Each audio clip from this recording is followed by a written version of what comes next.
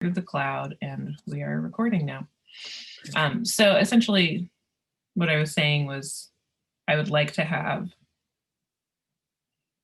kind of task delegation and like not necessarily supervisory roles, but leadership roles kind of settled a bit more for those volunteer teams so that there's less of a kind of amorphous feeling, so that we have a few more deadlines, a clearer calendar, and then also so that it's not necessarily me asking other interim board members to do something that I had been doing previously. So it's a little bit more like, oh no, this is just a thing you do. You don't have to run it by me. You know what I mean? You know, if you have a question, feel free to, but we're all in equal roles. So that is one thing that I do kind of want to put into this. We'll also have to settle whether or not we want to have a section dedicated to interim board members, just to describe what interim board members are responsible for during the process of incorporation. But yeah, I'm gonna open it up to you all.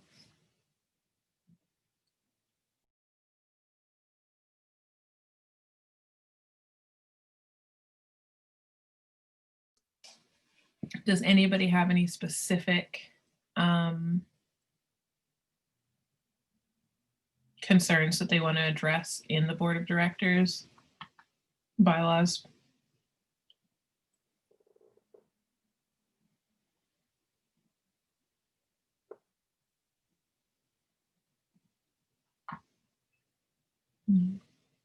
Okay, so I'm opening up a new Google Doc in the RIPG drive. I figure that's probably the fastest way for us to draft this. I think that's the same thing we did for the mission statement. Let me go ahead and title it so everyone else can find it.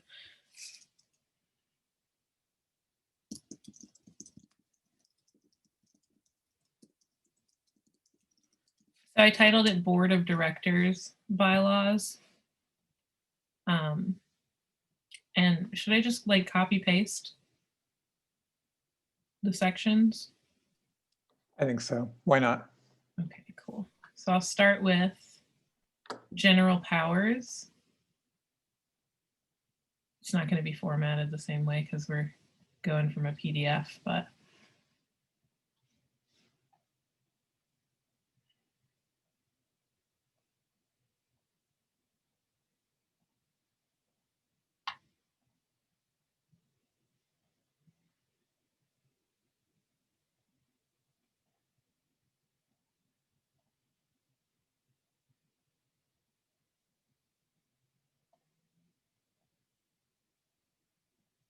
okay.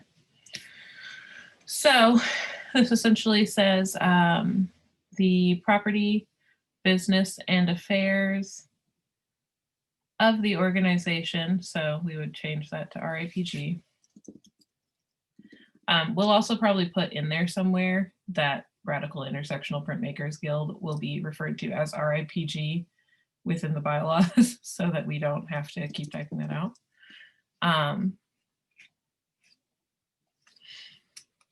This first statement I think is good.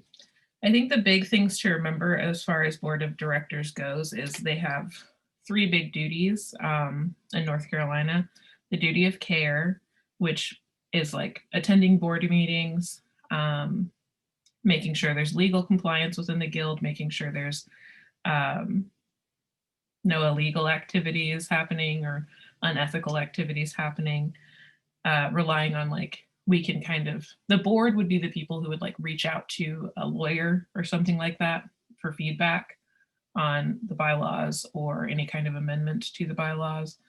And then making sure that they stay informed. The duty of loyalty is just acting in the best interest of the nonprofit instead of trying to, you know, benefit yourself through that membership.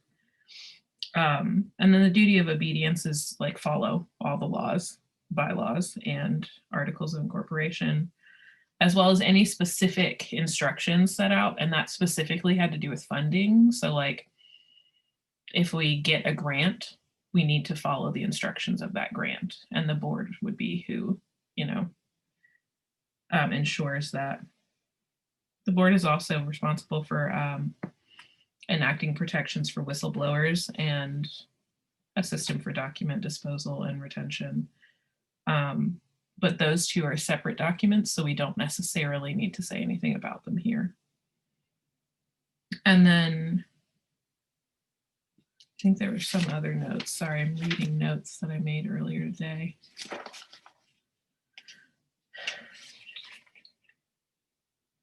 Oh, the board seems to be mostly involved in financial decisions for most organizations like ours.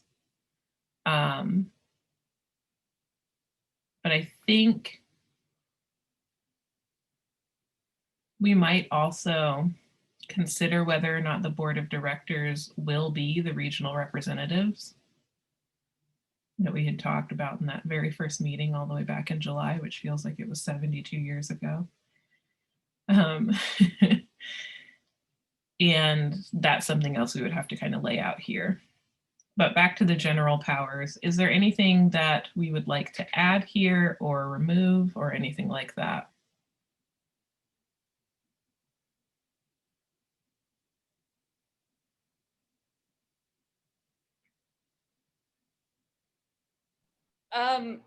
The selecting the president. Yes, that is something I've been wondering about. Do we plan to have an office called the president? I don't think that is required by the state of North Carolina. The board is required by the state of North Carolina, but I don't think a president is. As far as I can tell from the requirements for North Carolina, all we need to do is have officers and define their positions. Okay. So should we say like the chair of the board? Are we going to have anything like that? Or should we just take that all the way out? Or we could say officers, plural. Officers might be better wording. I was wondering too if in the bylaws there needed to be something kind of explaining that the different roles were kind of developed on their own. Like this officer will be defining their own, their own capabilities.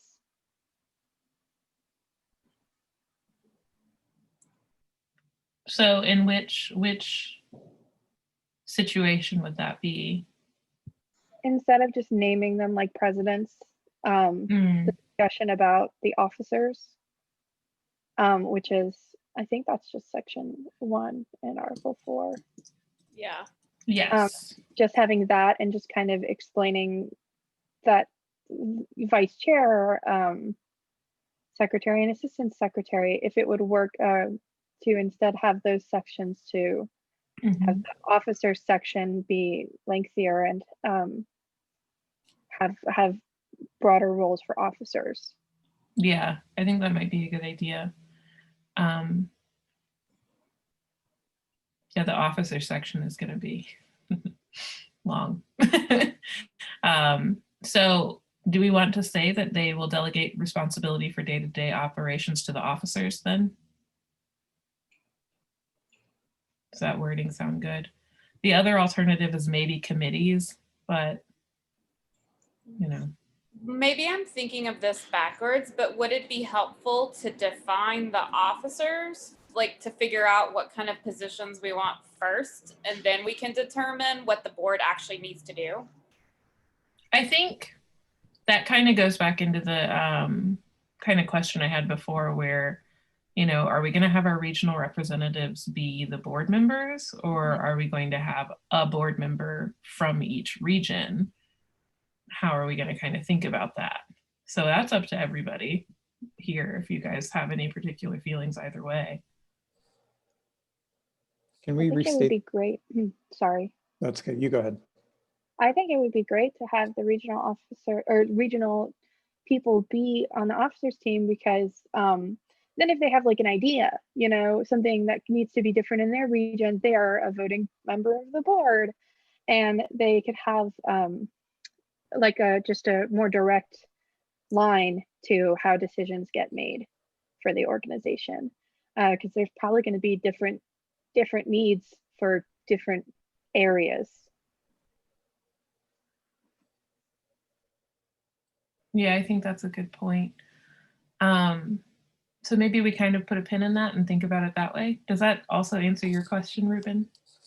I was just wondering if we could restate the number of regions so that we had that kind of out there. I honestly think that's something we might want to deal with in a very vague way,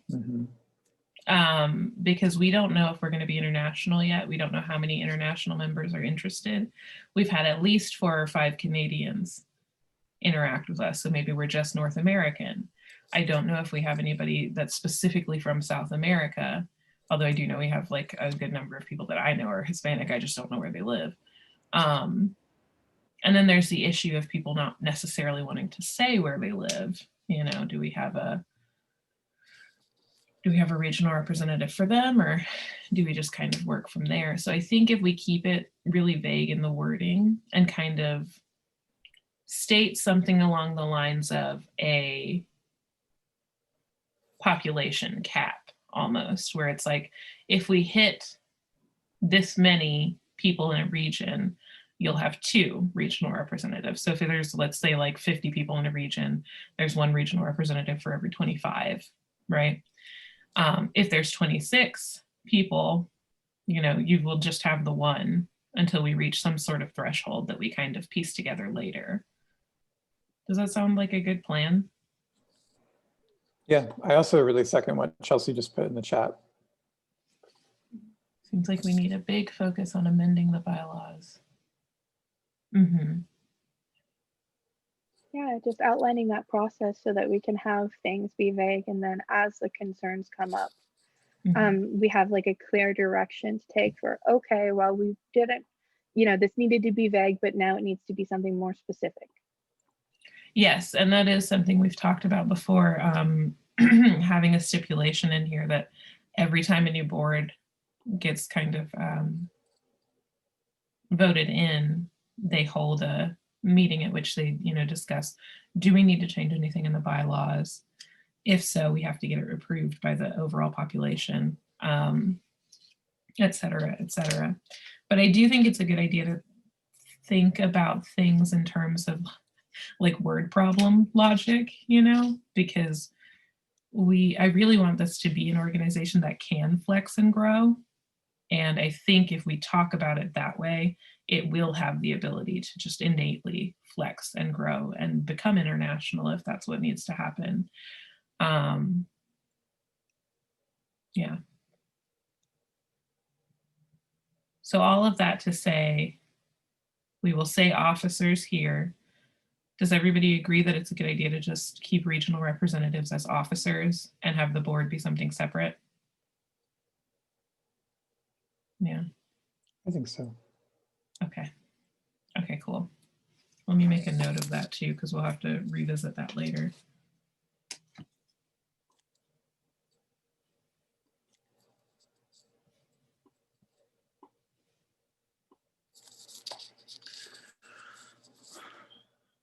Okay.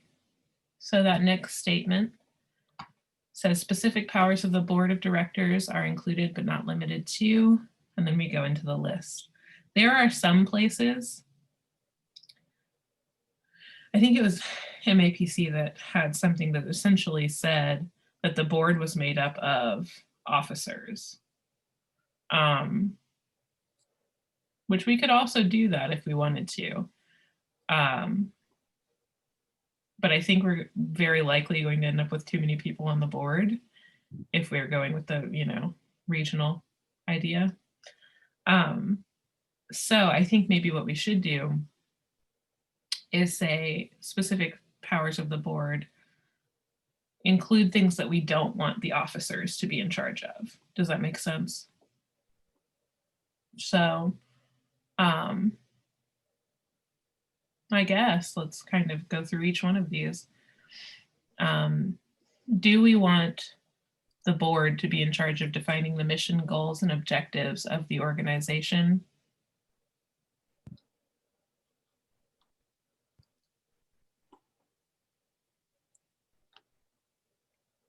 Part of me wants to say yes. Yeah. I'm inclined to say yes as well. I think it would help me if I could get a sense of what we were thinking about with board. Do we see them as kind of like stewards of this organization? Do they kind of keep the officers on task to whatever the priorities are and kind of help keep it focused when it needs to be and then give freedom when it needs to be? Like, are they, I mean, I hate to describe it in terms of like a hierarchy, but that's kind of naturally where my brain goes anyway, unfortunately. So. Yeah, my personal vantage point on the board is that they are essentially a stewardship. They're less, because we have so many vote, like all of our members have a vote. Okay. They're less about voting to enact certain large major changes. They're more about saying, do we need to make these changes? Is this working for you? Is it not working for you? And I think potentially also having the board be present or involved in large like financial decisions, or so for instance, if we do get to a point where we're receiving grants, funding and things like that, deciding how, whether or not we should have a conference, right? How we would have that conference. I think the board should weigh in on that. I also think that the board should probably be involved in, trying to think of the phrasing for this, but any changes to the bylaws, any like major structural changes, I think they should be part of that as well, which legally they have to be. But yeah, they're also the people who are going to interact with the legal side of things. So they'll likely be the ones who say, hey, let's go find a lawyer. This is the lawyer we found. Same with accountants. If we ever choose to use an accountant, I think that decision has to be from the board in North Carolina.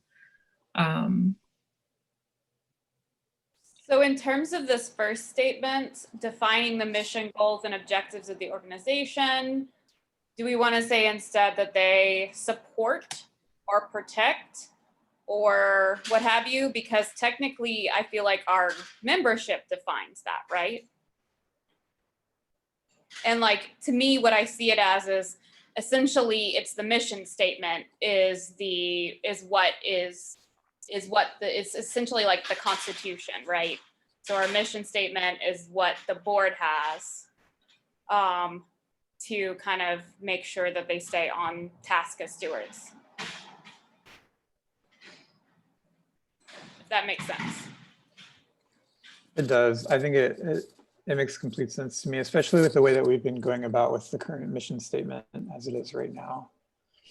It's been definitely about supporting what the majority of the membership agrees with. So I agree with that language of supporting the mission, goals, and objectives as defined by RIPG membership. And should officers. We, instead of saying supporting, should we say upholding? It's a very similar thing, but it also has a little bit more of that executive feeling to it, where it's like, okay, if we find that a regional, a board of, an officer is not doing their job, I think the board would be the ones who are involved in saying something to them, so maybe upholding would help if I was in the right window. Upholding.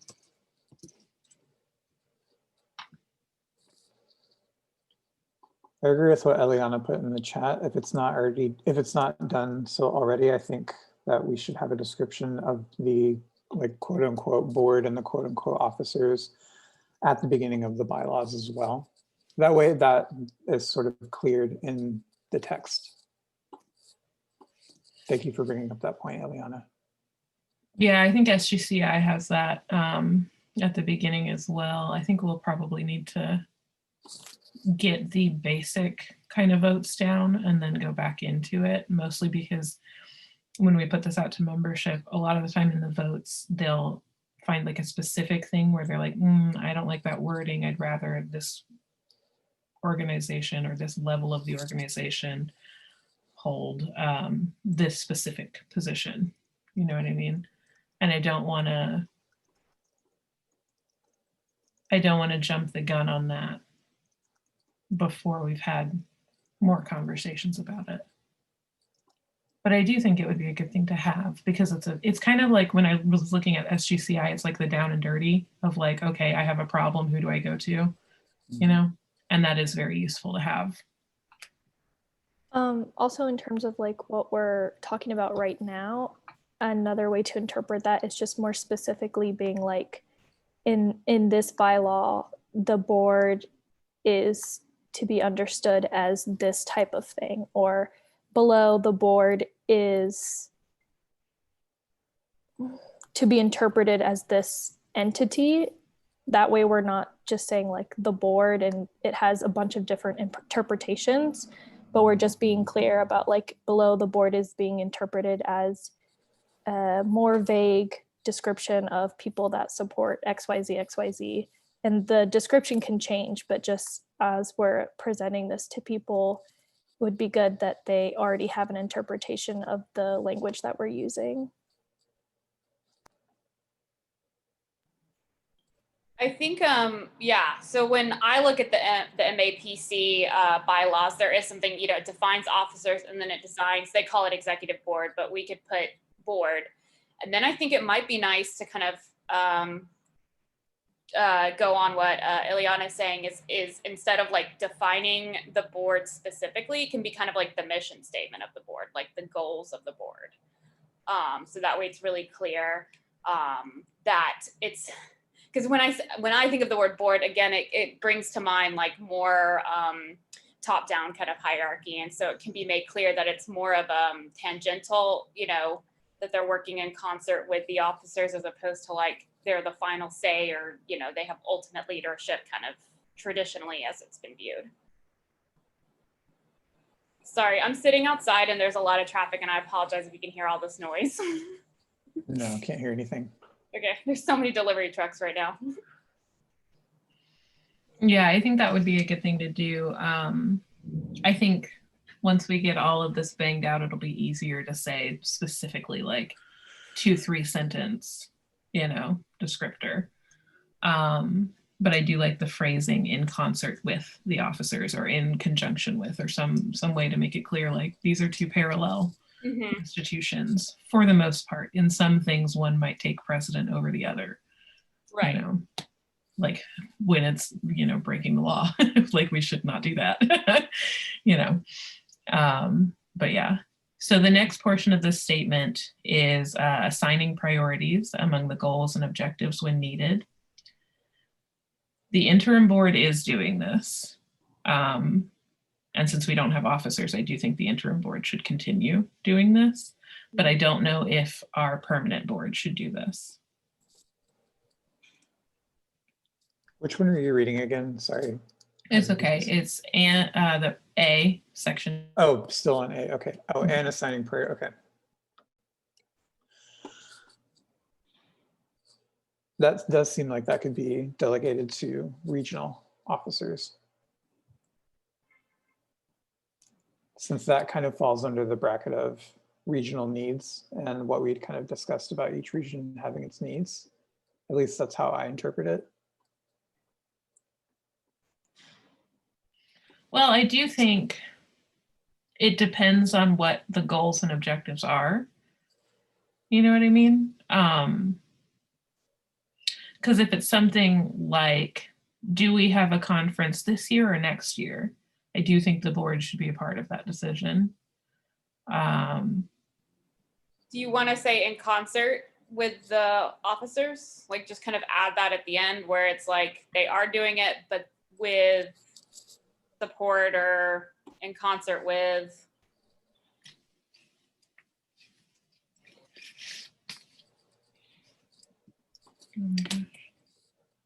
Let's say alongside.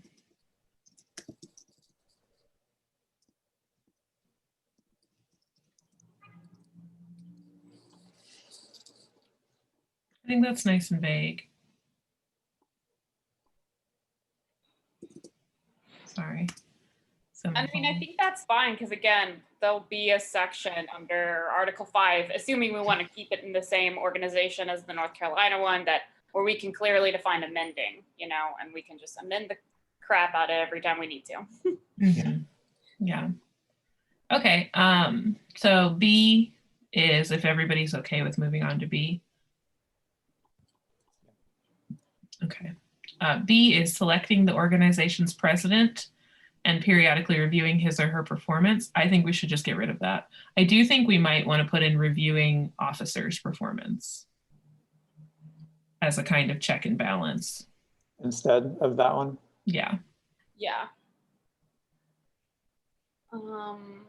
Ensuring maybe, or I don't know, review just sounds so like, to me, it just sounds so like serious. I'm not serious, but like very corporate and kind of like, is that what we want to do? Like, do we want to have them have like performance reviews, or what do you like? It might be helpful to think about what we mean by review. Yeah, I don't want anything, well, do I?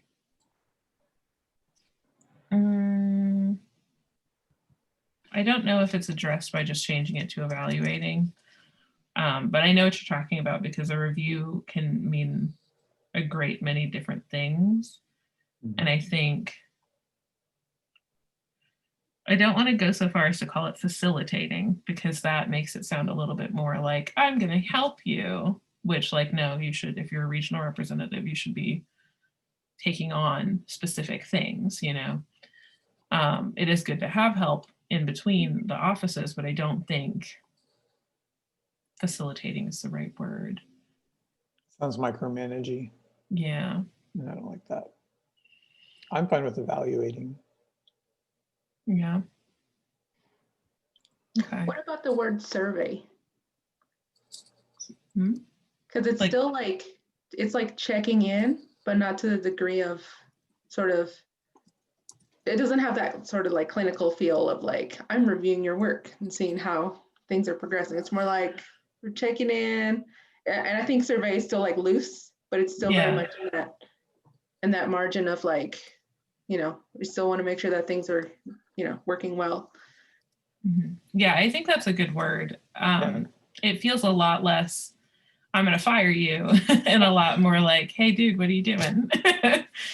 So I think that's, yeah, I've changed it. I like that. Thank you, Anna.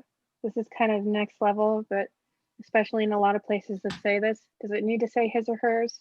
Can we say their performance? Yes. Can we remove gender binaries from yeah. this? That was going to be something I was going to Did I miss it saying that somewhere? Yeah, at the end of section B, it says periodically reviewing his or her performance.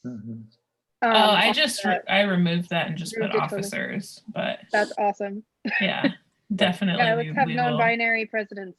Yes. Yes, that was something that I had saw as well, and I was going to make sure. I'm quietly looking over it, like also in the RIPG one too, and I'm just like, if I see it, I was just going to like change it real quick. Get it Thank you for bringing that up. Yeah, that's definitely going.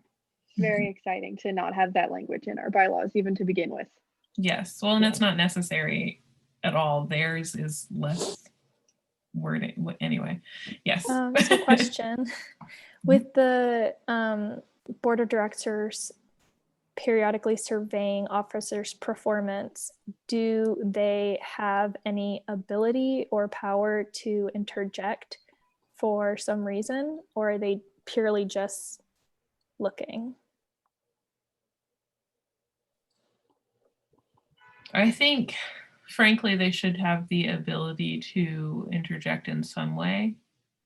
All positions are going to be voted for to a certain degree, but I think I have my own opinions on this, but I'd like to hear yours, everybody's, instead. Is this the place where we would put that, or do you, because I haven't looked more specifically if that gets defined somewhere else. Because if this is the place, I agree with Eliana, we need to say honestly, what does that mean? Does that mean like we're just offer support if need be, or, you know, or we're like, you can be removed, right? So removal is in the bylaws for officers and for the board. It's not like stated how to remove them, but it's stated their removal is in both of them. It doesn't say how to remove them or anything like that, but I think that brings up a great tertiary point of including the fact that we might have removal of members, which is not very common, and it's not kind of brought up anywhere else. Yeah, and I think with that, did I interrupt you? I'm sorry. I think with that specifically, it will be important to put those in the pertinent sections for each type of role, because I think the common thing is to like scroll through until you're like, okay, yeah, I want to see if I want to be a board of directors or part of the board. I want to see what it's like to just be a member. But I do think that's something that should just like percolate in the back of everybody's brain, you know? As far as whether or not the board of directors would remove, I think what we should say is that they are able to propose removal and that the membership should vote, especially for like high offices like that. I think it should be a similar process for the board members as well. I think, so for B, maybe we could add a section periodically surveying officers' performance with, I know we don't like the word review, but I'm just going to use it for a second, with the intent to review that they are upholding their position's responsibilities. You can also say assess, if that feels better. I don't know though.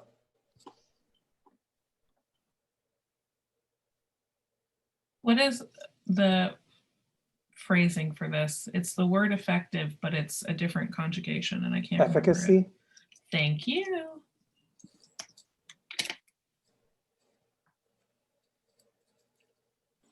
Then should we add a sort of C section? Oh my goodness. Well, we'll deal with that later. Should we add a C section where we say proposing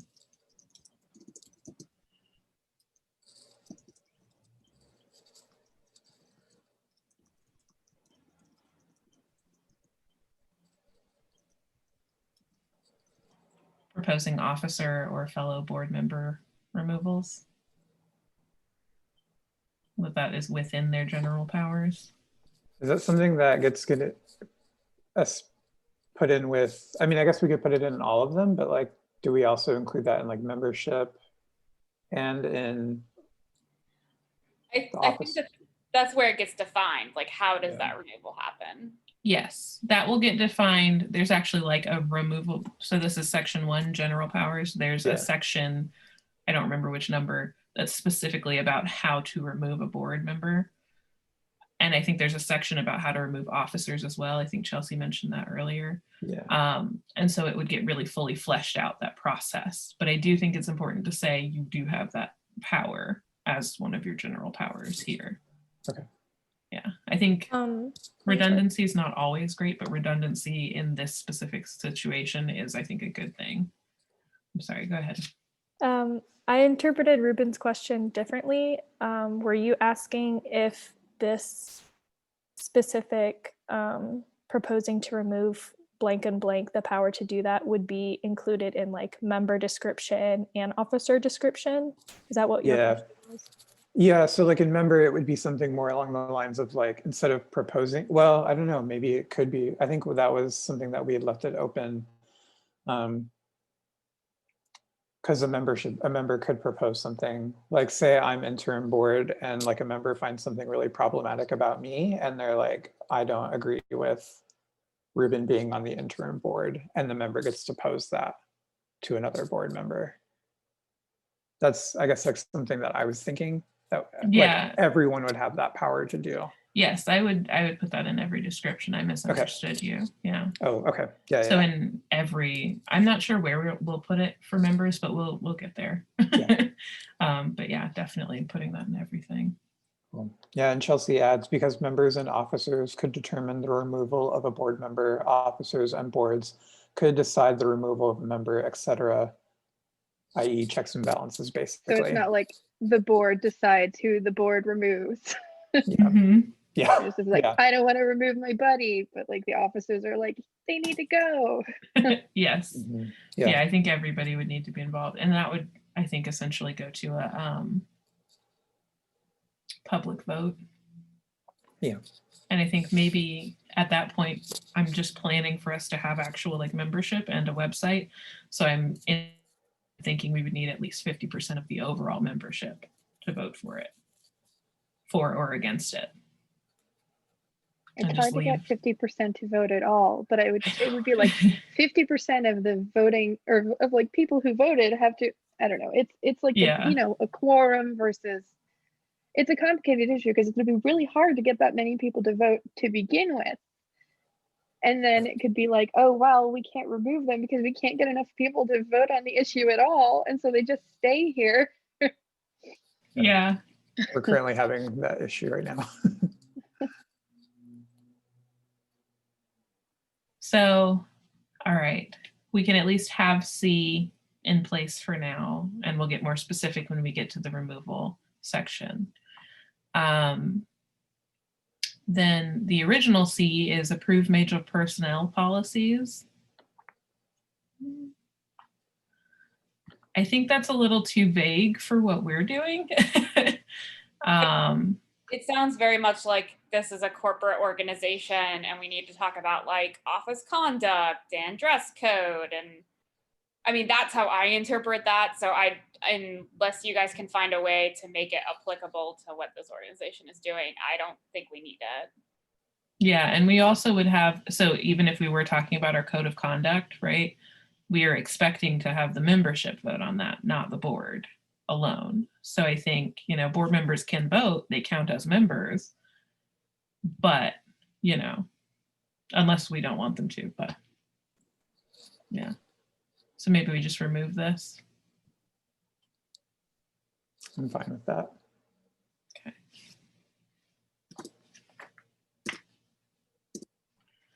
And then D is reviewing and approving the organization's budget.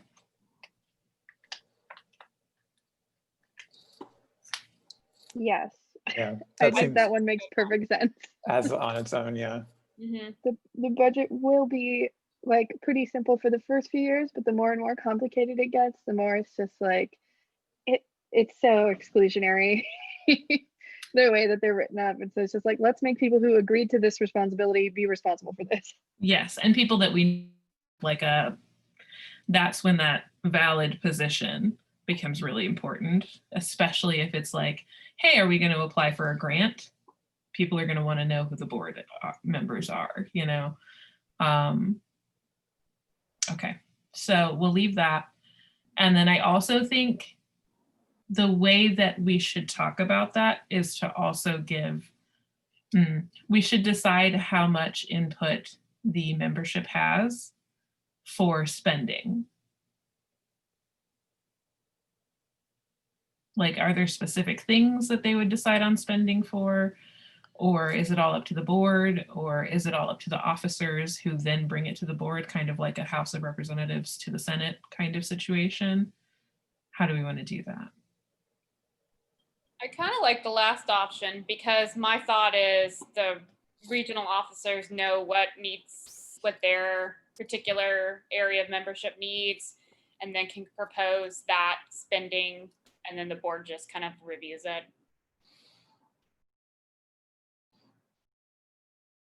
So we could say something like, here we keep it as reviewing and approving the organization's budget, and then in officers we create one of their powers is to create the budget. Mm-hmm. Okay. Yeah, and there's also an aspect of, if you see your regional officer spending and you just kind of really disagree with it, then you run for regional officer. Like, it's not an unattainable position. versus like getting into the board seems a little more complicated. Yeah, well, and even just the term board, a lot of people are just like, "Hmm." No, thank you. Keep it closer to the membership. That's a fantastic way to say it. Yeah. Okay, so we'll keep it in that language. I've made a note to add officers create the budget. You know what? I might also say officers create and revise the budget so that if it doesn't get approved by the board and get sent back down, they can make revisions. Does that sound like a good thing to add? Yes. I keep forgetting, like I'm not verbal. I'm like, yes. It's okay. I have you all up on grid just because I'm also sometimes not verbal and I'm just like, so that's D. Then E, raising the financial resources required to meet the organization's goals and objectives as coordinated by the officers. So we'll basically just replace president with officers. And establishing general fundraising policies. Now this one, I have a lot of thoughts about, but I'd like to hear what your initial kind of reactions are to that.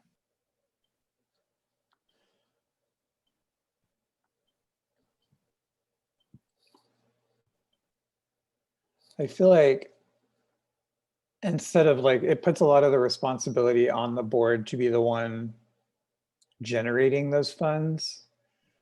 And I'm a little more fascinated in, instead of raising,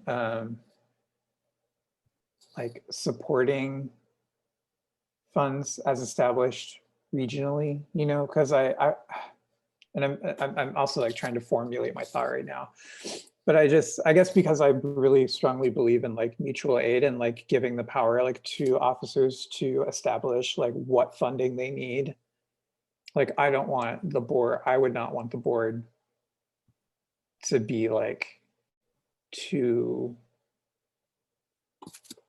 I don't know, controlling of that, of funding, I guess, is what I'm trying to say.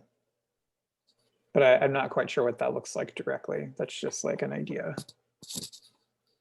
For fundraising, I do think it's a good idea to have it. I mean, it could be at the board and the officer level. They can both have clearance to perform those kinds of activities. Because say you want to do like a regional fundraiser for like a regional cause and you don't want, you know, a print shop in your community burns down and that affects a lot of the printers in your area and you guys want funds to go towards that for your regional area. That would be something that would be in that area versus if there was something like you really want scholarships for people to be able to come to the conference. Maybe that's more of a board-wide initiative. Yeah. This feels like a section where instead of like saying that the board is responsible for raising all the money, the board is responsible for ensuring that the money is used for the organization, right? That's where we define, because that's one of the things that the board has to do, right? Is ensure fiduciary responsibility. So I think to add along with Annie, we could say supporting the raising of financial resources. That way it's not just on them, but they're supporting whoever is also helping within that. And then Annie's point, Ani, I'm sorry. Yeah, along with Ani's point. yeah, just ensuring like I keep going back and forth between screens and instead in where it says establishing general fundraising policies, I think that's on the right track. But as we could say, as defined by North Carolina state law, right? Because we are legally bound to make sure that the board handles the money, whoever's on the board handles the money correctly.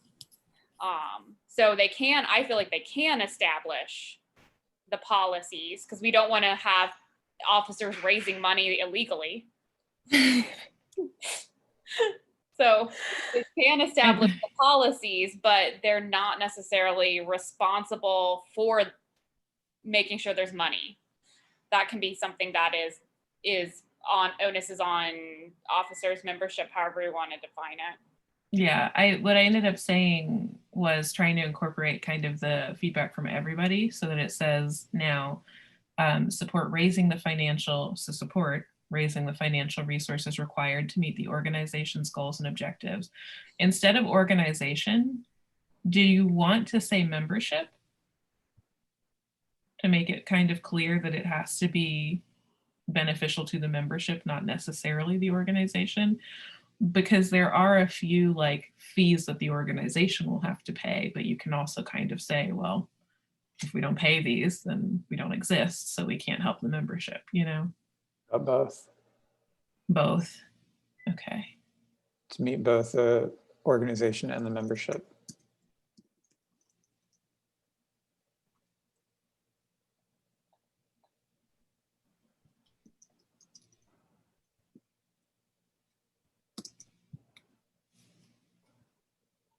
Okay.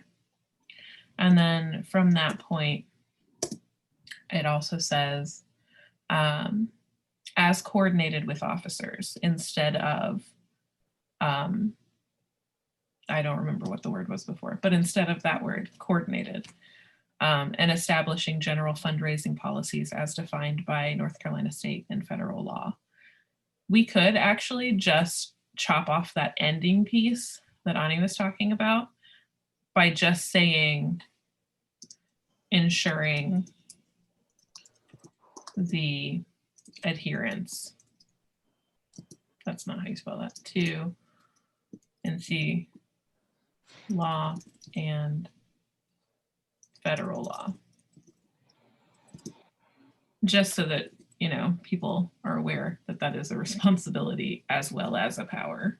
Because I think when we get to the point of officers, they're going to be very, very empowered, which is great.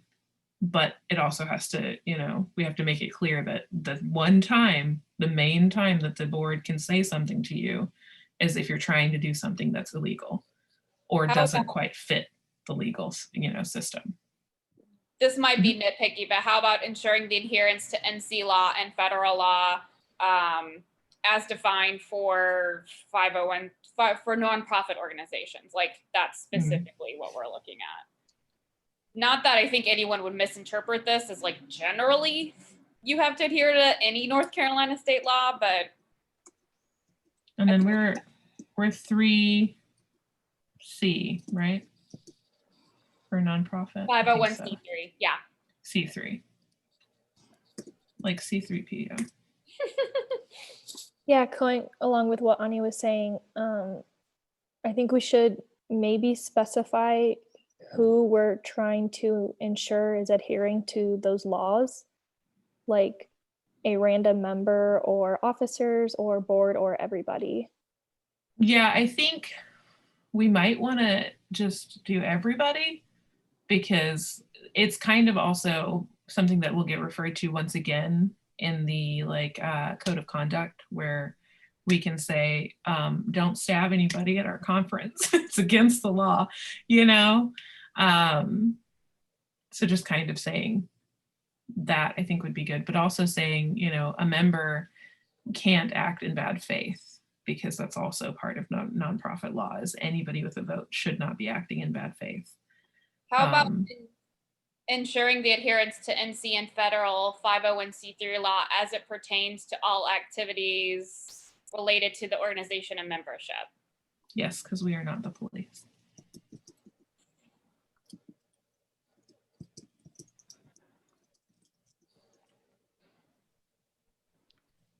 How specific should I get? Should I say, you know what, I'm very vague, membership. Yeah.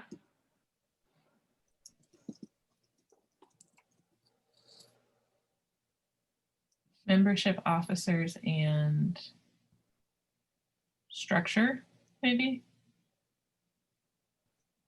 See. I mean, you could just say organization, That's right? true.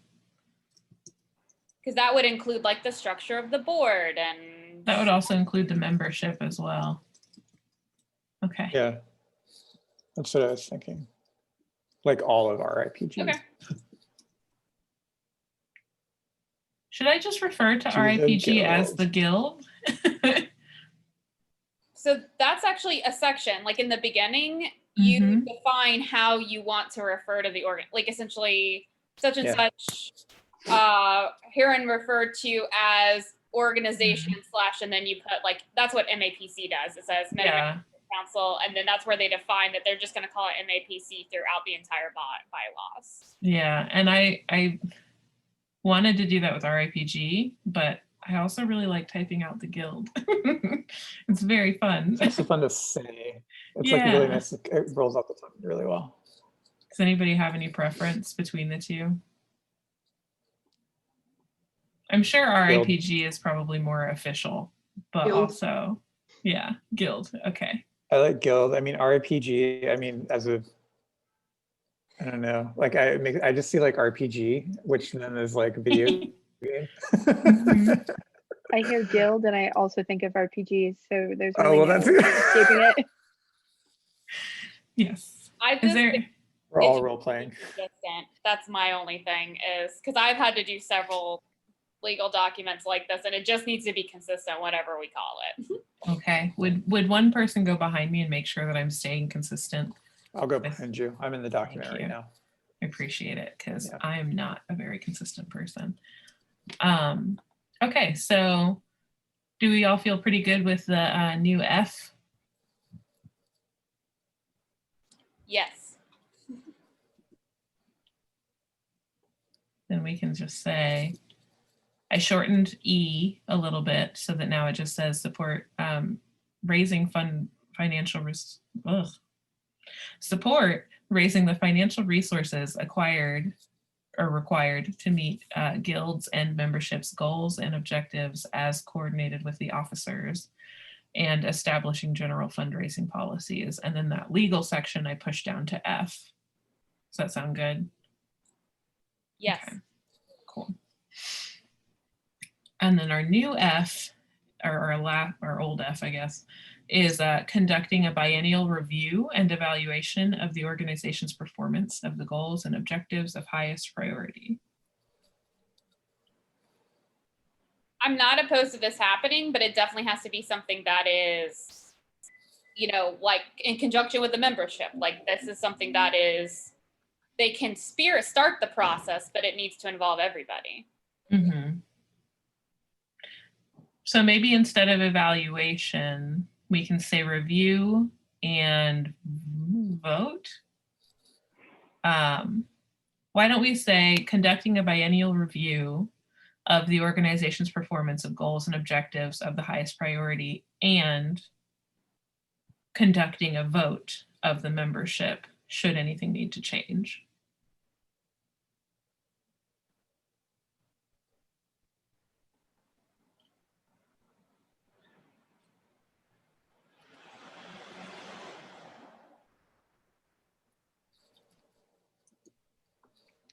Ani, you My have first thought intense is yes, but thought. there might be a better way to phrase it. Yes, definitely there's a better way to phrase it. I kind of ran out of steam at the end. I was like, oh, whatever, here's words. No, you're fine. That's what I was sitting here thinking. I'm like, Should I take out highest priority? no. No? Okay. Of highest priority.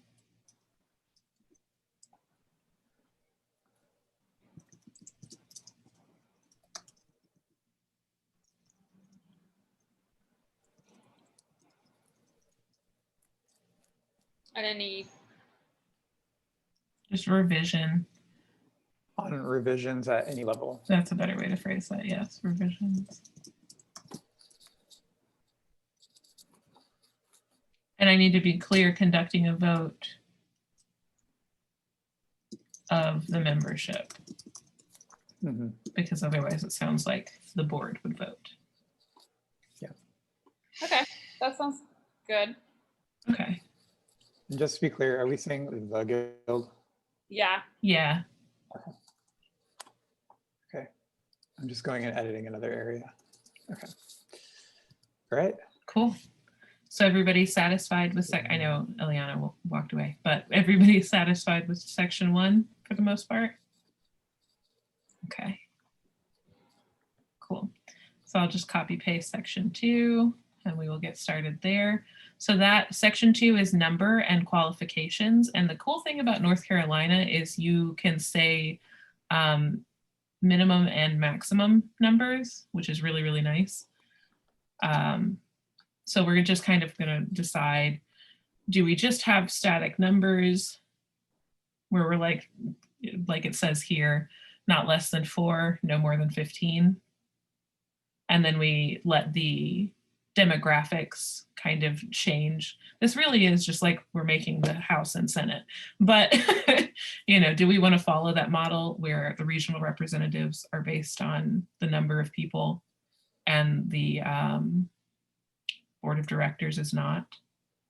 Or do we want that to kind of factor in there as well?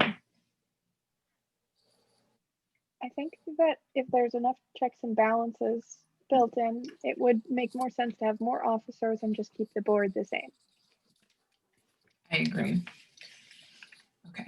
Because I know like MAPC like didn't like certain higher level member or somewhere in the board, there had to be like regional representation, like that was written in, right? Yeah, one of I the can't vice remember how presidents that. has to be from the state of Indiana, and Mhm. then there also has to be a Secretary of State of Indiana. Yes. Essentially, that's to go along with the area, right? To ensure Yeah. that Yeah. the board has regional representation. Yes, and one thing we also will have to have is always having one either board member, I guess, yeah, board member that does live in North Carolina Yeah. to keep our incorporation status, basically. So. Could that not be, does it have to be a board member or could it be an officer? I feel like it's maybe a board member, but I'm not entirely sure. So it could be that I am wrong. It would be nice if I was wrong because I don't necessarily want to be a board member. Because I think essentially it's really just to ensure that you have this local mailing address. Like someone always has a local mailing address. Mhm. Yes. Wherever you've incorporated. So I feel Well, like and for tax purposes too, like, Right. yeah. So we'll have to look into that more. I think we might have to. I'm gonna Google it right now. Yeah. I'm just trying to figure out like how to phrase it. And then number and qualifications. I also am not sure because of the way that we're doing officers. Because I know for MAPC, I think they made just no, it was SGCI. Let me look at theirs again because they incorporated in a different state, so it might not matter at all. But basically they stated, you know, at least one person on the board specifically has to be in this specific state that we're incorporated in. But they're incorporated in Maryland and we're incorporating in North Carolina, so it could be completely different. So I guess while Ruben is looking into that, let's start with this first sentence. The number of directors, how many do we want? Right now we have 5 interim board members. do you kind of, I mean, I don't know if this is getting us off on a tangent a little. Do we want to call the board directors? Like, do we want to use that? We have to, I think. Okay. Yeah. Yeah. So minimum number. Yeah.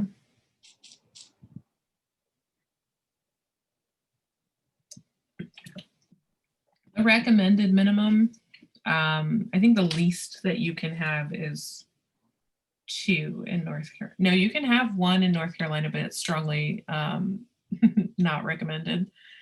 The recommendation for a minimum is no less than 3.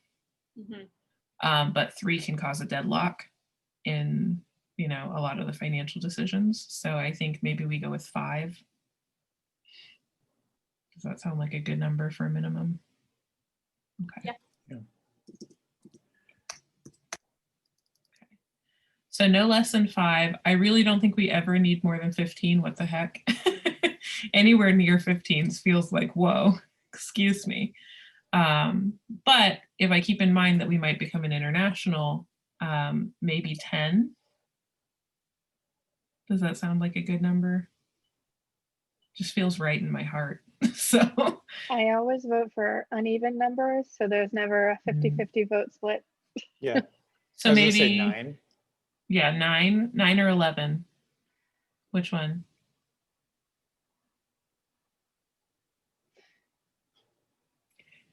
Nine. Okay, 9. We're doing 9. I know it's like our Supreme Court as well, you know. Yeah. Yeah, there we go. Although that can expand too. Hey, Yes, we and have a that's true. We can always process. revise it. Yeah. Yes, for revising our bylaws, so we're totally good. Yes. Yeah. All I can find are the residency requirements, like one person has to be in it. But I'm not sure, like, I don't know if it matters if, what their position is. yeah, that's It'd what I'm trying be to, so dope if it didn't matter. like, if it was just like a member. Yeah. Well, I don't know. Maybe. I don't know if we'd want to do that to a member, but maybe. I know, right? That's what I worry about Yeah. is putting that pressure. Yeah. You know, I they think would it's get like a support. key officer for Yeah. sure. Okay. We create like a member at large position. So who that's another does thing I kind become of want that. to talk about. But I think there's a section for that a little bit later. Or Yeah. wait. Yeah, a little bit later. It's actually this section, but it's a little bit later in this section. So this says at least 1/2 shall be elected by the members. Absolutely not all of them. In my personal opinion, you know.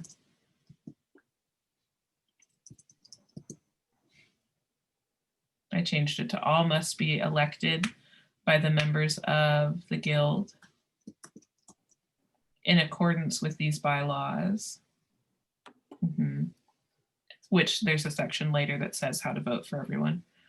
And the remainder shall be appointed. Nope, we're not doing that. Directors shall have a demonstrated commitment to the organization's mission. That's the only qualification. So I'm trying to remember who it was. I think it was MAPC, who basically said that they have members at large and student representatives on the board.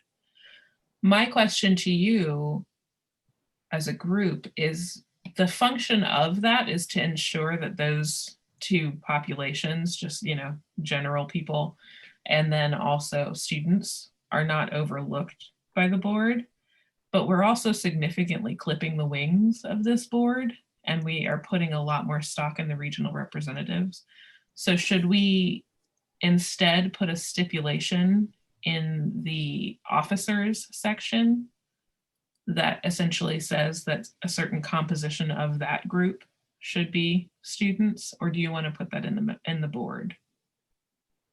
I guess my question is, if we don't want to be too focused just within academia, do we have a composition of students that we require? Because we do want to ensure that we are hearing from non-students. That's actually one of the groups that's weirdly the most overlooked. Yes. Well, non-students and non-professors. So working Right, artists. people who aren't yeah. associated with academia. Yeah. And I think maybe that's also something we might stipulate. So do we want the stipulation at all for a specific composition of leadership to be members of different levels of print involvement? And then if so, do we want to put that in the board of directors or in the officers?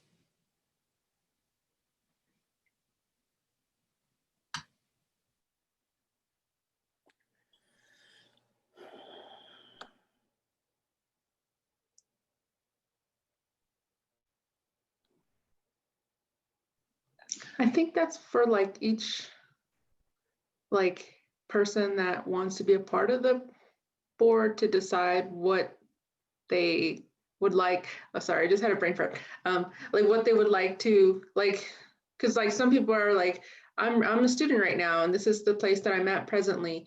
And you know, people are always changing. I think people are moving on to different steps in their lives or in their careers. And so I think that for us to say this is a student position, like that is, I think it would be better for these people that are voted in to self-decide, like, and I guess like that's the perspective that they would bring to that that group of people. But I don't know. I don't think it's really necessary to have these like very specific, like this is a student position and this is like a education or a professor position or whatever. I think that like that's just like the perspective that they're going to bring innately. That's a good point. And I mean, I have been all three, you know, so like where would I go? And I do think sometimes the student positions, I understand the purpose. I don't want students to feel disenfranchised, but we're not necessarily an academic organization. We're much more oriented towards print at any level. You know, we made that very clear in our mission statement. So I think my concern with having a student position designated specifically as student is, one, we would have to get into the stipulations of like what constitutes a student. Is a community college person a student, or is it, you know, can graduate students be part of it, or is it undergraduate students, or do we want one from undergrad and one from grad? And those kinds of weird, I'm not going to say unnecessary distinctions, but I don't know how, they're almost superfluous to our intentions. Yeah, it does. It gets very particular very quickly. Mm-hmm. So I don't know. Am I naive in thinking that if all membership is required to vote, like all membership is supposed to approve board members, that it will be reflective of the membership? Like, that's kind of how my thought was. Like, I don't necessarily want to define what membership needs to be, because that's what the members are doing when they vote. That's a very good point. And, you know, we're hoping to have like actual elections, not just here's this person you've never heard of. They're running unopposed. Like, I'm hoping that we'll have actual engagement, actual conversation, especially by eliminating the president to treasurer to secretary hierarchy. I'm really hoping that we'll have that more multifaceted discussion of people's roles and abilities and how we want them to represent us. So I think that was a lot of information just to say, I think I agree with you. But yeah, I think maybe for now we just don't. And then if the membership is looking at this and voting and they're like, wait, I want the student to be there, or I want the member at large to be there, then we can get more specific. Does that sound good? Doesn't sound sneaky or anything, because what I'm worried about is that people will go, wait, I didn't realize it wasn't there. You tricked me, you know, and I don't want them to feel that way. I don't want them to get that sense of disenfranchisement.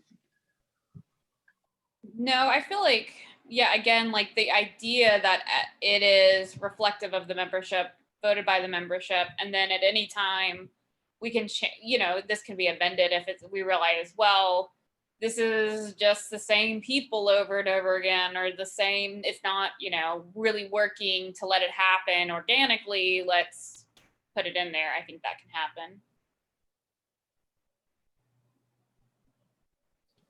Okay, cool. So we won't add that in here. Is that okay with everybody? Okay, cool.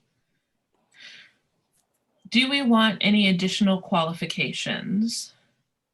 Kind of goes back to what we were already talking about. Yeah, that's what I brought up. That's why I wanted to, in that particular article, but I don't know if that is like relating specifically to just like the pre-incorporation, like the state we're in right now, or like what, like I'm just really not sure.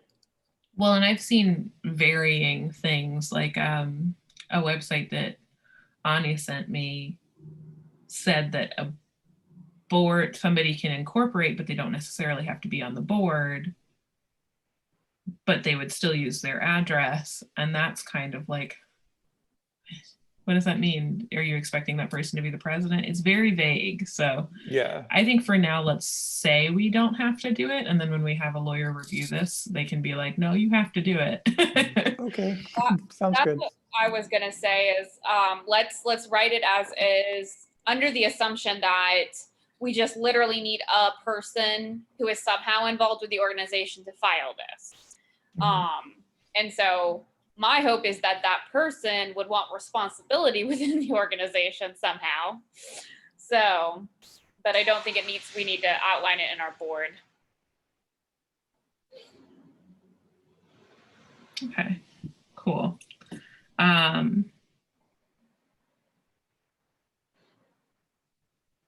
Then I think we're done with this section. Does anybody have anything else to add to it? The number and qualifications?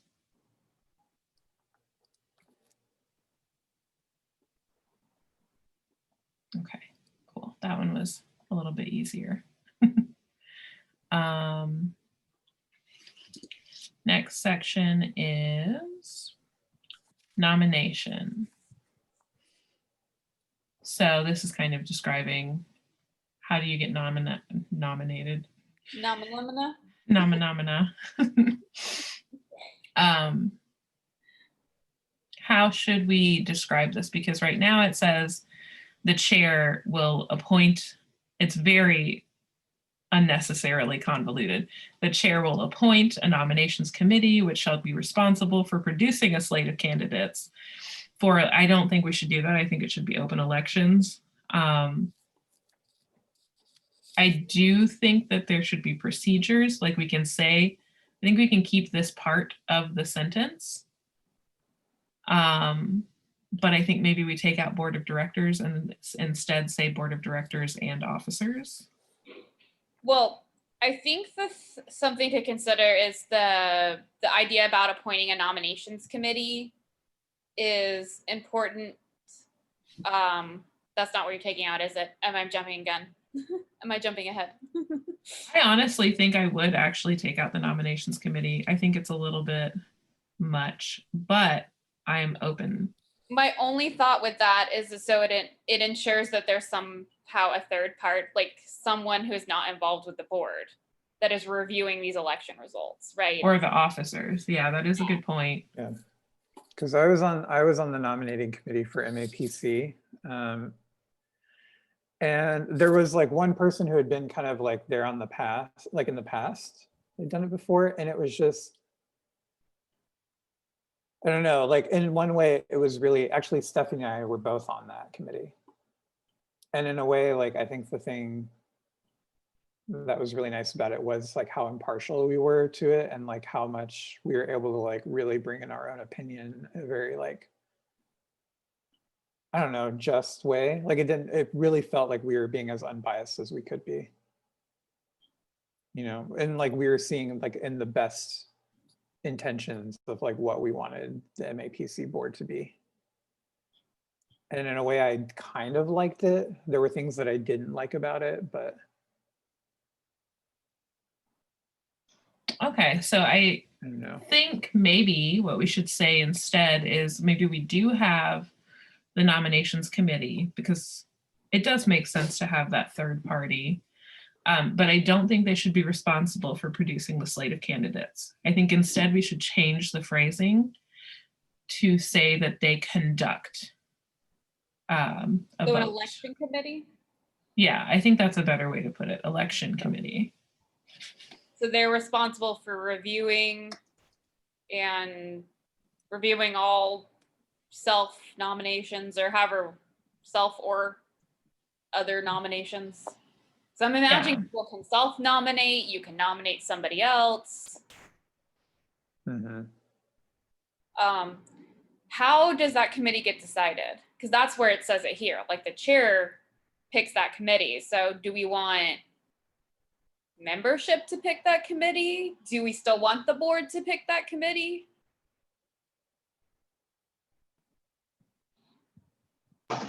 Could could the board create like a list and then the membership says yes or no? Sorry, that's my dog. She's really annoyed with me right now. But yeah, that way that like there could be a section of like, do you agree with this possible like election committee? But also here is a section for you to also nominate more people that we haven't considered. So that it's still flexible enough that, you know, the membership ultimately decides who's going to be in this election committee, and then go forward. Is the election committee possibly something that could be elected around the same time that the other officer positions would be elected, just so that whenever there comes time for an election, I could see how an election committee could cause a delay with the election process progressing in a timely manner? So what if we actually combined those two statements from Eliana and Juana, and instead we went with a set of a specific percentage? No, let's not do percentages. Let's say one regional representative from each area is on the election committee innately. Does that feel a little too weird, or does that feel right? That way we don't have that kind of lag with having to say, do you approve these people, because people already voted for them. We would already have written that out in the bylaws, that they would know that that's a possibility.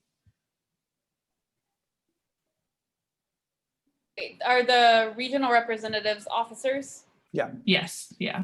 So essentially, we'd have to write that out in the officer description, then of course that precludes them from being on, you know, you can't nominate yourself if you're on this election committee. Yes, and so maybe what we say is a self-nomination from each region. So one person as tribute from each region, you know, and they become part of the election committee. Does that sound like a good idea? Yeah. Yeah. Okay, Yeah. let me write that down for officers later. This is going to make officers so much easier. I'm so excited.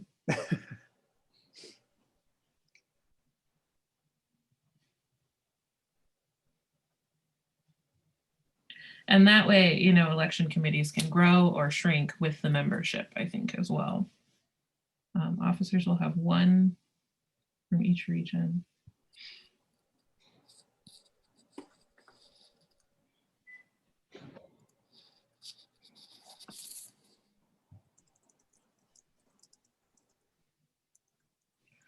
Okay. So we will say instead, let's just say, I guess, the election committee, because we don't really need to get into where the election committee comes from. Mm-hmm. Will conduct polling. I didn't know whether to say polling or election. Polling and results for the election. For the board of directors. Can you define polling? So essentially they would be doing what we've been doing with the mission statement and everything else.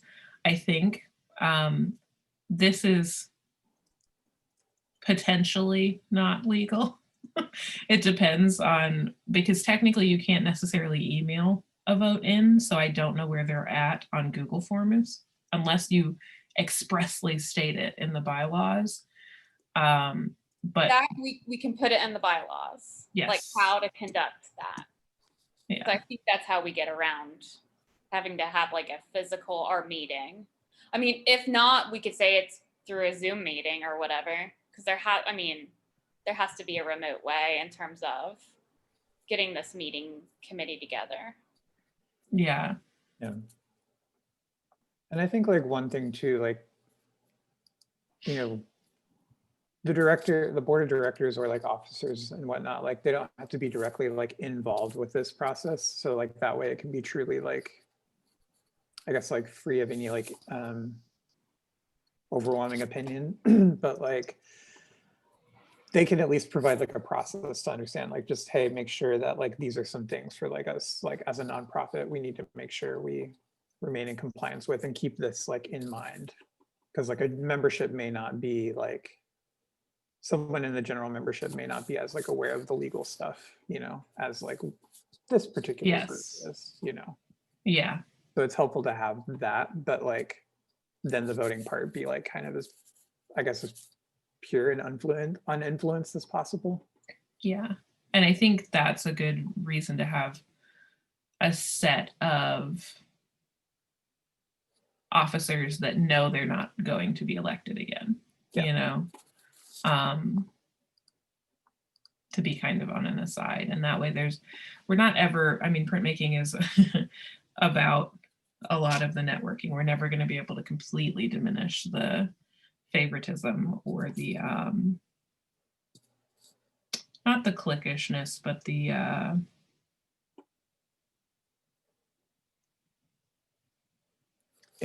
insular. yeah, the kind of I'll scratch your back, you scratch mine. Not necessarily quid pro quo,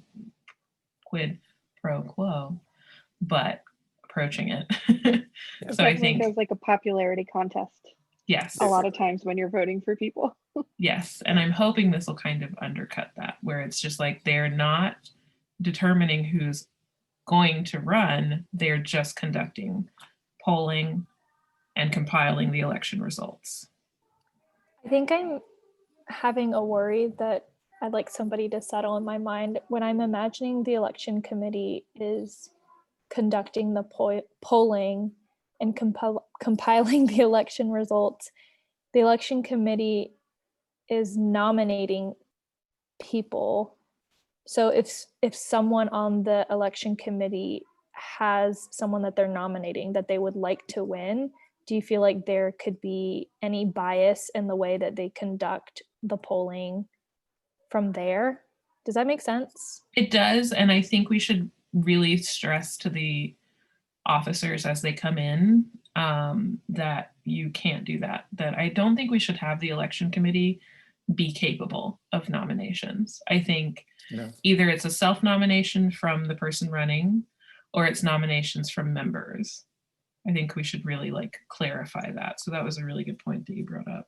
Yeah, I don't imagine at all that this election committee can put, like if you're sitting on it, you also don't get to say, oh, I want so-and-so to be on this, right? Yeah. Yeah, because it truly, to me, in my mind, it truly has to be like third party. Yeah. Like when on the committees that I've done, like we were given a poll for each little section. And then we had to if we had a lot, we had to narrow it down. Like I think, say if we had like 5 for president and we had to narrow it down to 3, then we would assess, their letters and their stuff. But they were the ones who put themselves forward. Like we had no say in like who it was, I mean, like in a way, like, to be honest, like it is a little hard to like escape certain biases and like who you pick down. Like it is kind of impossible because like on being on like that committee, like I do know people who are on it, but I guess that's where it's one of those things where it's like you have to be really careful about who you pick on that and like how honest they'll be with their own biases. So just speaking frankly about that. So one other thing I think we could talk about is whether or not, so you talked a bit about like whittling it down. I honestly think that the election committee should just have a regular person's vote. I think that should be all that they're capable of is, they compile the information, they put it together, they say, here's the polling, and then they get one vote, just like everyone else. oh yeah. That way they don't have the ability to like whittle through. Because I think it's fine if we have 5 to 10 people who are like, I want to be president. It's a lot, but also if you really want to be president, go for it, But I'm also the kind of person that like I Google every single person that's running on my ballot. And then I'm like, okay, nope. And I read through everything they do. And I hope that we would have that same level of engagement from our members, but I don't know. I think we will. And if we don't, then we don't, and we can always come back to this and change it. So I think what we will do is, right now I have the first sentence essentially going like this. The election committee will conduct virtual polling and compile election results for the board of directors. Then the next part is, in accordance with such procedures as the board of directors may by resolution determine. I don't think the board of directors should be involved in determining how you vote for the board of directors. So I think instead we might say, in accordance with established procedures. And that way we can flesh it out more when we get to the committee section. I was about to say, we can define the election committee in detail under the officers section, and that's where then it can list because I mean, that's how the bylaws for MAPC does it. They have the officers defined in the nomination committee, and then it like goes through exactly how that process happens. Yeah, I think that's a good idea. So the next statement is, the election committee shall provide each member of the organization a description of the procedure for nomination and election of directors. I think that should stay. I do think that election committee should say, this is how we vote. This is where we vote, etc. Yeah, this is the duration of the vote. This is when votes will be tallied. Yeah. Is there anything else we should add to this section?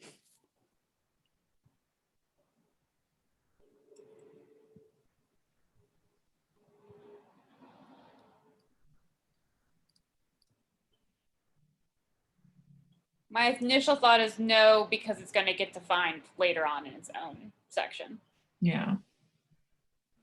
Okay, then let's go on to section 4. So this section is the actual election, like what happens for incumbents, I think, is I guess a way to describe it.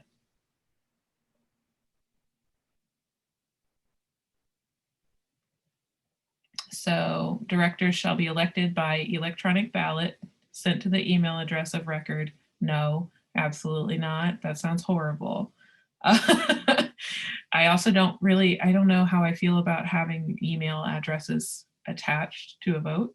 I feel weird about that, especially because of what we were just talking about. We know everybody. I think instead we should, because this says electronic ballot, I think instead we should delineate the Google process here.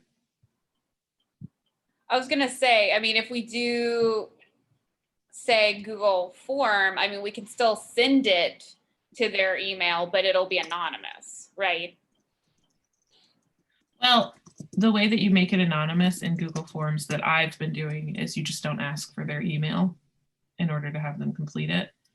I think the main way for us to control it, to make sure that it only goes to members, is to only share it to members once we have paid member applications. So then send it through the newsletter? Essentially, or send it just directly, kind of what we've been doing, where I just send out like, hey, vote now. And then essentially a closed vote, closed circuit. So there might be somebody who's like, hey, you should vote on this random person that I found, I don't know, digging in my trash can. But I doubt that, because we would see the numbers, you know. If we have, you know, everybody respond, we would see a kind of weird inflation. So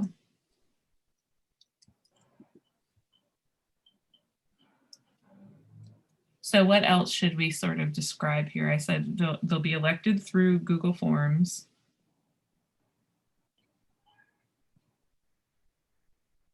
We'll be removing that part.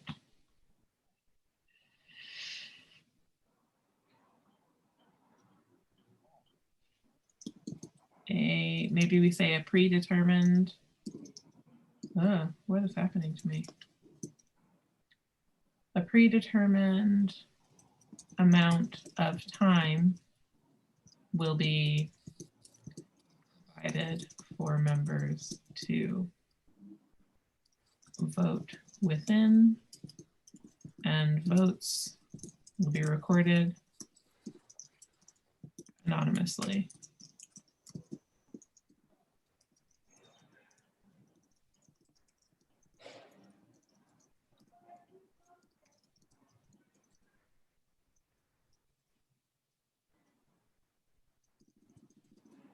I don't know how to phrase that. Is members sufficient, or should I say with like true members? I don't know. I have weird feelings about that. I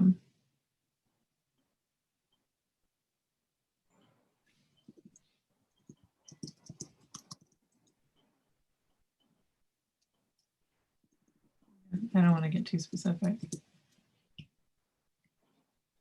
That's true. There's a whole entire section that defines members. That's a very good point. Okay. So does this sort of satisfy that description of voting? I did have one. Mhm. I did have one question or comment. I'd hate to put like a rule on how long someone has to be a member for, but maybe even like a month before the election. Just something to consider so that we're not getting a huge influx of potentially spam members in order to vote. Just a thought. Well, isn't that, I mean, by being a member, and I guess this goes back to the definition of like members, like what makes you a member, but then like the dues, right? Yeah, we could put an eligibility, like in the membership section, it could define eligibility to vote. And I would just say, I don't necessarily want to define that too much, other than just say you paid your due, you're whatever qualifies as an active member. Yeah, I think that's a good point, because I mean, we are pay what you can, but we are also, our way of kind of mitigating that is to say, if you can't pay anything literally in cash, instead send us a print. So what we could say is either receipt of your dues or physical receipt of your print. And maybe that's how we kind of mitigate that, so people aren't just like, well, I sent you a print in the mail, it's on its way, like your check's in the mail, sure. Yeah. That's what mitigates like an active member, like, yeah, you paid your dues, a member in good standing. Mm-hmm. And that is something we'll also have to talk a little bit about more next year. But the main reason we don't have membership dues right now is because we're too close to tax season. But if we get to a point where it's seeming like we really will be fully incorporated next year, we could go ahead and start accepting membership dues a little bit early, I think. I think we have to file articles of incorporation first, then accept membership dues. Mm-hmm. But we don't necessarily have to have the bylaws done. I'm a little fuzzy on that though. So we should ask a lawyer or an accountant or both. Yeah. But hopefully we'll be able to accept at least, enough money to cover the articles of incorporation. So did that address your concern? Okay, good. I want to make sure I wasn't just moving on. So this, I think, was part of something else. I don't think it matters anymore. Oh, actually, this last part does. So there may be some members who prefer not to be contacted electronically. What should we do for them? Should we do anything, or should we say tough titties, as my mom likes to say?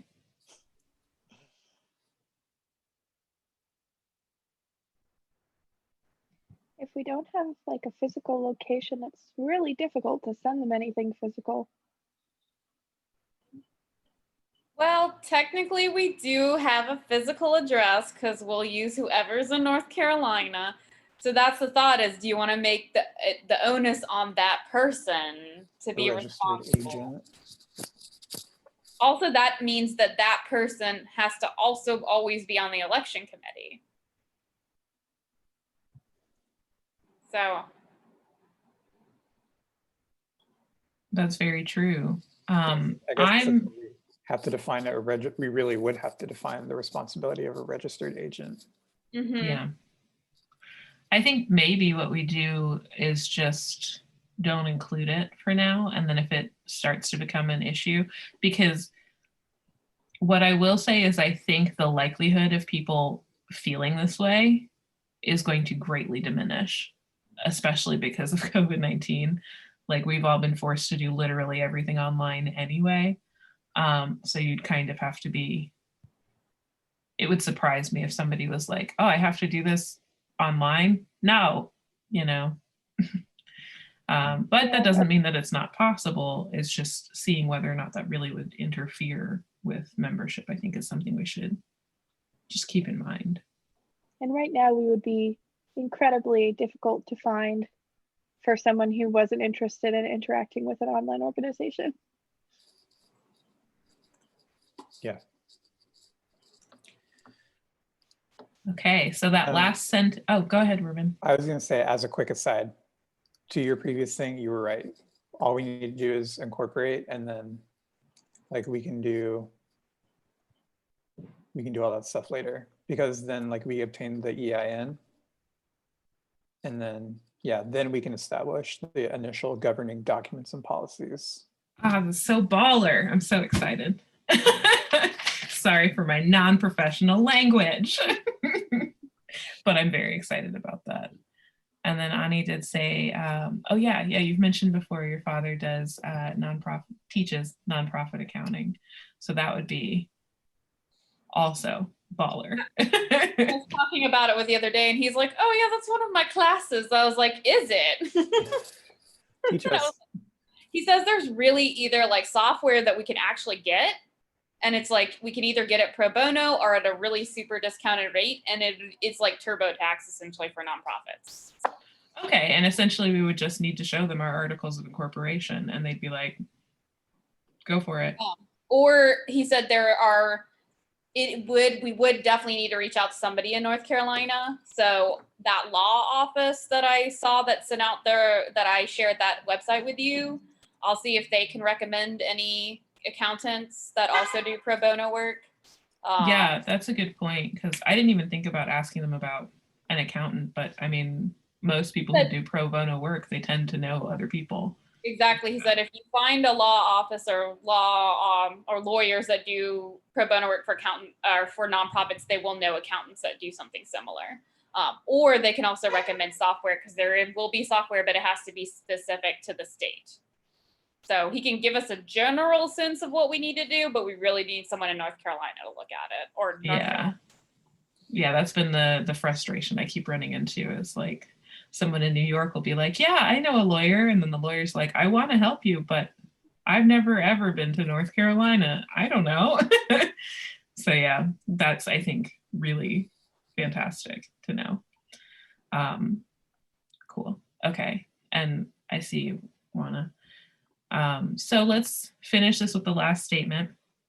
A candidate or candidates shall be deemed elected upon receipt of a plurality of the votes cast by, and then insert date. We kind of already did this, I think. Usually we do 2 weeks. Do you think 2 weeks is enough time for all the votes to come in? Yeah, I think you definitely need to give everybody an incentive, like a time limit. Forever.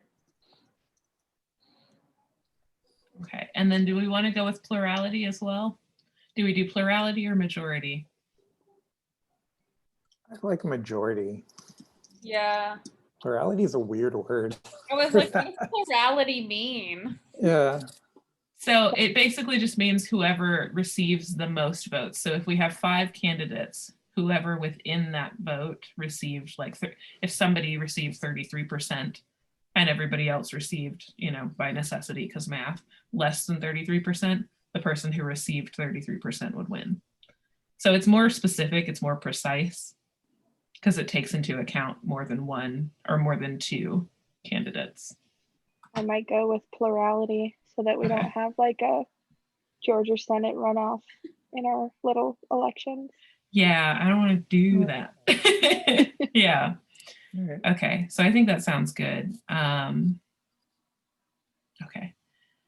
So we've got section 4 done. I'm seeing that 2 people do have to head out. We're on section 4 and we have 12 sections. So would you all want to meet again this week? Would that be too soon? This Or- week? Yeah, or do you want to just power through it? Well, I do have some, like, I probably can't stay any later than 4. Okay. So, in terms of this coming week, I have no availability tomorrow or the Thursday, but Friday, Saturday, Sunday. Yeah. Saturday there's an interim board meeting. That's So right. Ruben and I, well, I guess we do need one person on the interim board to be here. So not Saturday. Unless you want to just power through it, right? Well, let's keep going, but how about does Sunday work for everyone? Sunday works for me. Yeah, I don't know that I can power through it today, Yeah. but Well, Um, now that I feel like I get a sense of what we're doing, because I think that was my thing when we started this meeting. I was like, I know we're writing bylaws, but I didn't know exactly how we go about it.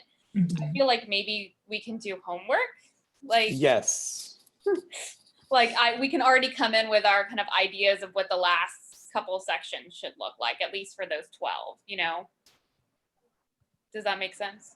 Yeah, I also think there are a couple of sections that we don't necessarily need. Like I just put in section 5, appointed directors.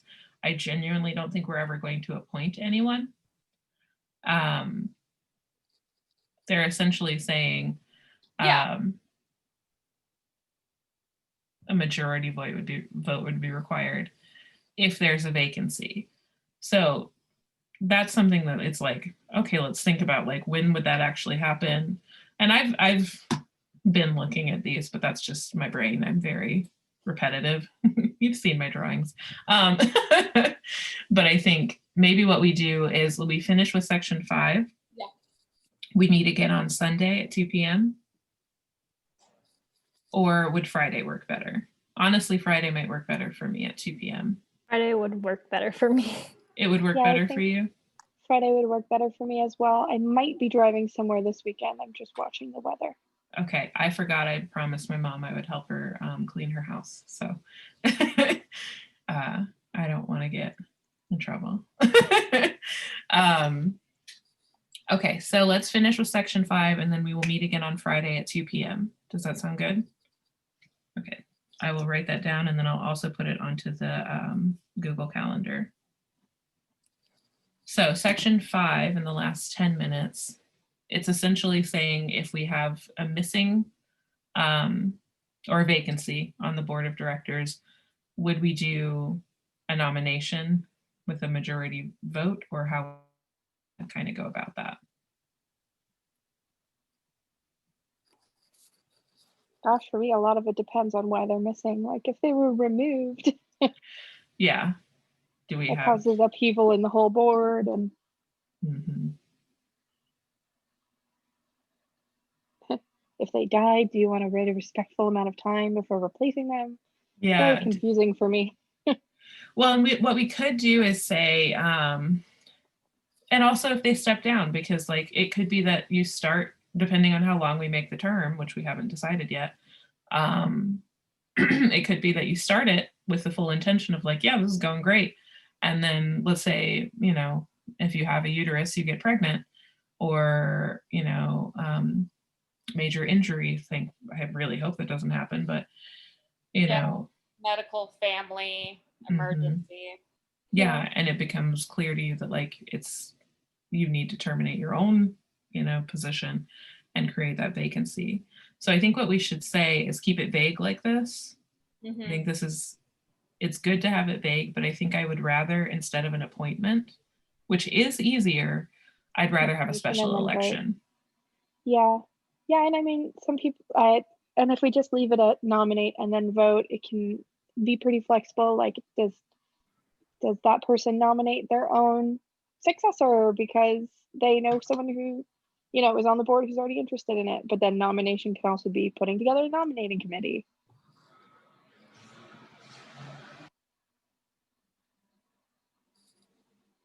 So what we'll say then is the board of directors in office at the time that a call for nominations is made. So we won't do that. And instead we will say, because we'll already have our election committee, because they agreed to it, so we'll say the election committee in office.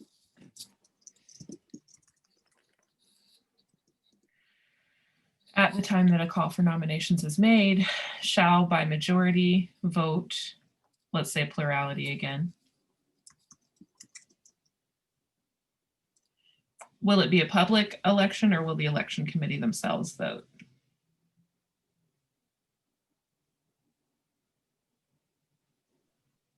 I say public. Yeah. It seems weird that the committee would suddenly get power, like a weird power that no one else had. Yeah, They're all of that a is sudden little weird. removing people and then nominating and electing their own people. Yes. Yeah. Yeah. Go power crazy. So let me think about how to phrase Like this on then. cards. Yeah. Full house of cards. So a call for nominations is made shall, so I will say shall conduct a special election. Yeah.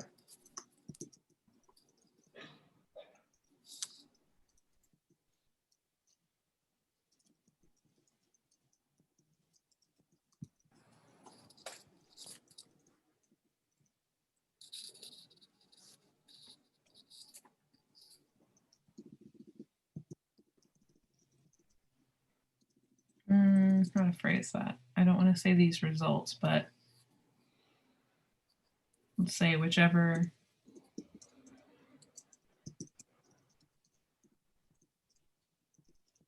the plurality vote is appointed to the board of directors to fill the vacancy, right?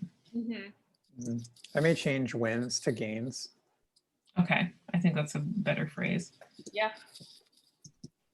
To fill the vacancy in the appointive seat thereof. We're not going to call it appointed anymore. So I think I can just get rid of all of that. Mhm. Yeah, it's vacancy. Mhm. Just cut it right The there. newly, Yeah. and then for that newly appointed director, they're basically just until the end of the regular cycle. Does Yep. that sound good? Mhm. Okay.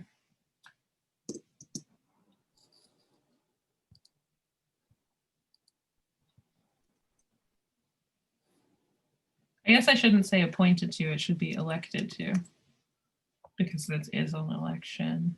Okay. Right. We'll have to think of a different term here then. Interim? No, maybe. I don't know. Maybe. That does seem right, like interim. Or But I don't want it to get confused with you guys, like our actual interim that's right now, because that was a whole other process. Mhm. Or do we even need to define how the interim directors that we currently have got elected in our bylaws? Yeah, we didn't even get elected. We just self-appointed from a Yeah. group of the volunteers. We were like, we have time. I guess interim is fine as long as it doesn't confuse anything else anywhere else. Yeah. I don't think that we'll have a situation like what we have. Bye, Chelsea. See you Bye. on Friday. I Okay. don't know that we would have like an interim situation like what we have now, right? Mhm. This was just born out Yeah. of like a situation. We just needed to get it done. Yeah, I don't think we should ever really be in this situation again. It's mostly, maybe we should change our name from interim board to formation board, because that's really what it is. We're, Yeah, it's like a one-time thing. yeah, Yeah, I like that. okay. So then we'll just call them interim directors. And maybe what I will say at the top of it is, in the event that an unanticipated Absence, Mhm. vacancy. or vacancy. Yeah. I don't think I need to say opens up. Called Yeah. The Case of the Vanishing Board Member. Sorry. I know what I was kind of Dun, thinking, dun, too, dun. like section 5, like vacant board member. Yeah, Although that sounds like a stoned board member. they're just at the meetings like I'm here. Yeah, Okay, we'll so call in it the that. event that an unanticipated vacancy opens up on the board, the election committee in office at that time shall conduct a special election.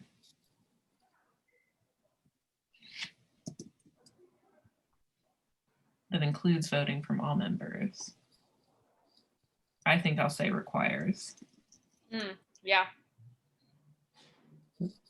From the membership. Yeah. Yeah, because all is like, well, what if we don't get all votes, all members to vote? Yes, that board Which is- member stays vacant. Yep. Let me make that capitalized because I think maybe we should refer to membership as an actual body. It will be defined later on, so we do need to start using capital letters with terms like that. It's a weird legal thing. No, that makes sense. Yeah. And then whichever nominee gains the plurality vote is elected to the board of directors to fill the vacancy. The newly appointed directors will serve during the same term as the directors elected for the upcoming. Let's actually say previous.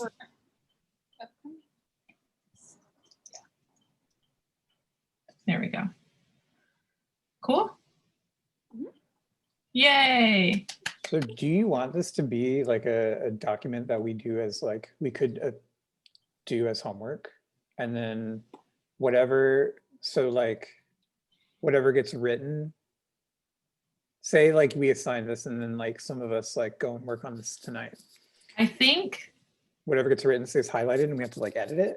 well, what I think I'm actually going to say is no, but yes later. Okay. Because for this, like, as we're doing it, we're figuring out like, oh, this is what officers are going to do. And this is something that, I think it would be too much information for us to all edit this. But when we get to officers, after having done board of, it'll be much easier for us to be like, okay, like take this home, keep editing it. Yeah. We've already had this conversation. You know what I mean? Yeah. But I think for now, maybe we don't. Okay. I think what I'm going to do still though is I will go over the remaining sections and see what Yes. my input will be so that, when we Yeah. discuss this, I'm not sitting there for like 10 minutes like, Yes, like Yeah. I have a printed version that has a bajillion like questions on it and like notes. And what I did before the meeting was I went through that highlighted, beat up printout, and I wrote down my questions and concerns and things like that. I also printed out like the MAPC one. I only print them out section by section just because I don't want our institution to mimic them too much. But I've been printing them out section by section and going, don't like that, I do like that. And I think that definitely is helpful. And so that document that you're kind of pulling this outline out of is the one that you sent to us at the beginning of the meeting? Yes, Okay. yeah, and it's page 15 is where it 15. starts. Mhm. Yeah, and I think we're on like 16 and 17. It's 2 pages. So, Oh, gotcha. yeah. So I think that'll probably be the best way forward, especially because so much of it is just like, I got to think about this for like 2 days, Yeah. All right, cool. So 1 minute left of the meeting. I just want to say thank you all for coming. I will see you on Friday at 2 p.m. EST. I'll send out an email after this as well in case that helps with anybody. And I'll also send a message on Discord. And I will try to do the same thing I did today with the reminder email and the reminder message on Discord. Okay. Unless those aren't helpful. I don't know. Are they No, helpful? it worked. Okay. Yeah. Cool. Okay, so I will do that. I will talk to you all soon. Thanks. Becky, Yes. stay on Yeah. so that you and Yes. I can talk. Yes. Okay. Okay. Bye. Bye. Okay. Stop.